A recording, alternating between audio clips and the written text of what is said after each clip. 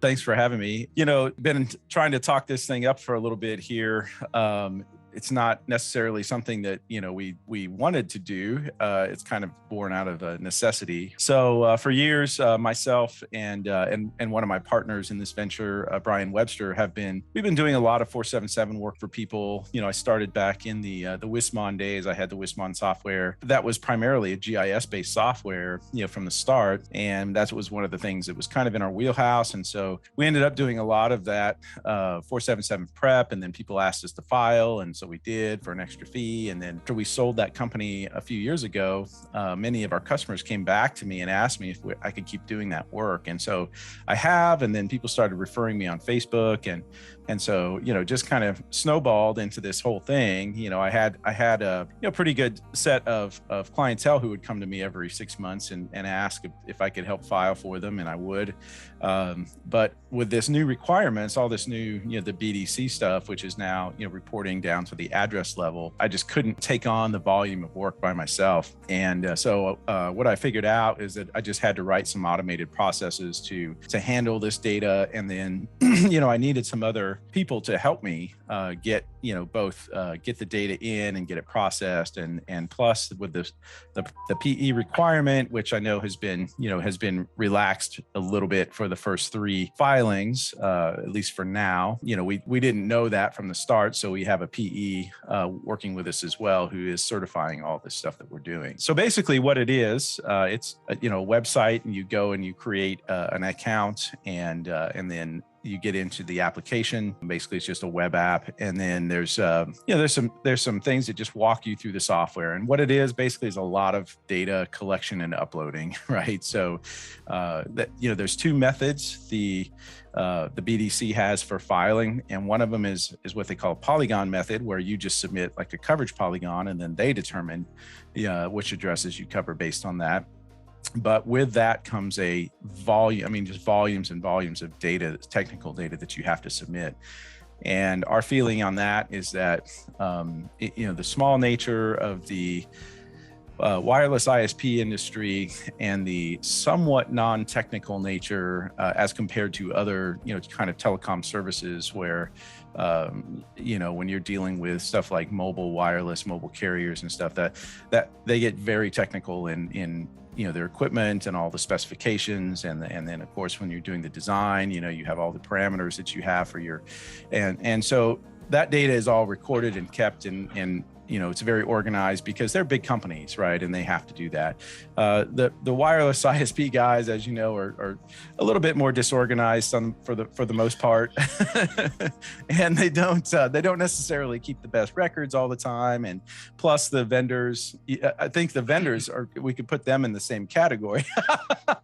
Yeah, that helps. So, so some vendors in the same category, that just don't even publish a lot of that information. Right. And so it's like pulling teeth to get that kind of technical data from the vendors. And some of them may not even give it to you. I don't even know. We haven't really gone down that road because that's not the methodology we use. Mm-hmm. So, rather than try to fight that fight, what we're doing is the second type of submission, which is the address locations. And so basically you have to determine, which addresses you can service, and then you give them a list of those based on their fabric file. So they give you, when you're an ISP, you go into the CostQuest/FCC site, and you register your email, and hopefully it's the same one you used for your 477, because that's how they link things together.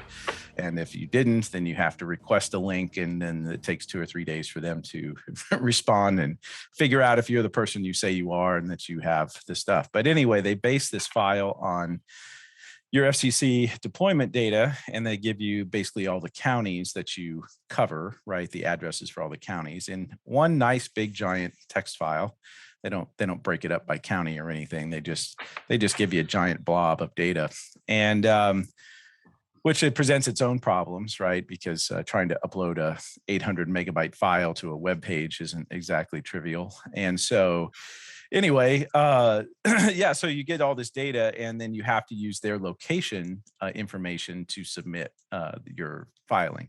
So we use a little bit different methodology. We actually gather all your data, your sites, your access points, all the technical, is much technical data as we can get that isn't, kind of hidden behind the vendors and manufacturers and stuff, right?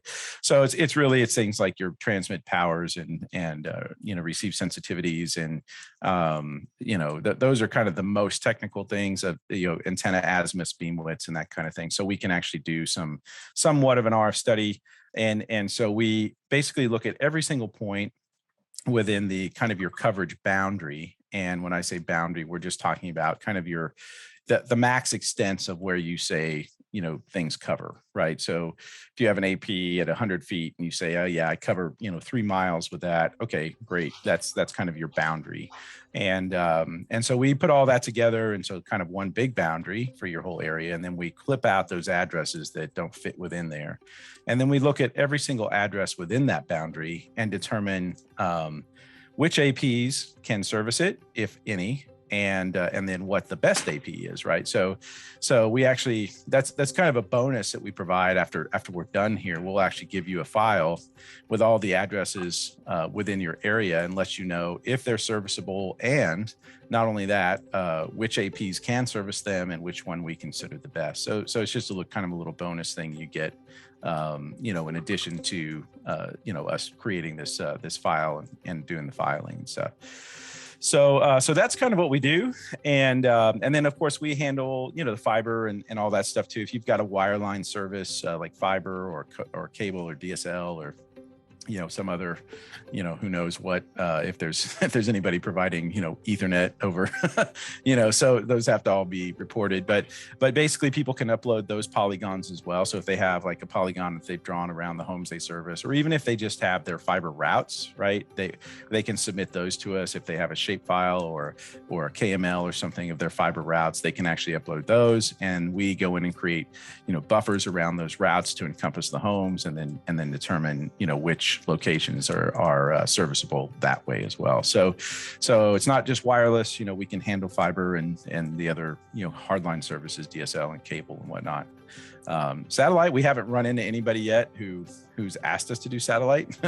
I'm not sure what the major challenges are there. It's a little bit different, but there's so few of those guys out there. I'm sure they have their own staff that do these things.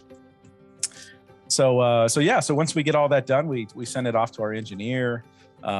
We have passed this methodology by the FCC, and they are on board with it. So, we basically asked the question, will this work? Will you accept this if we submit?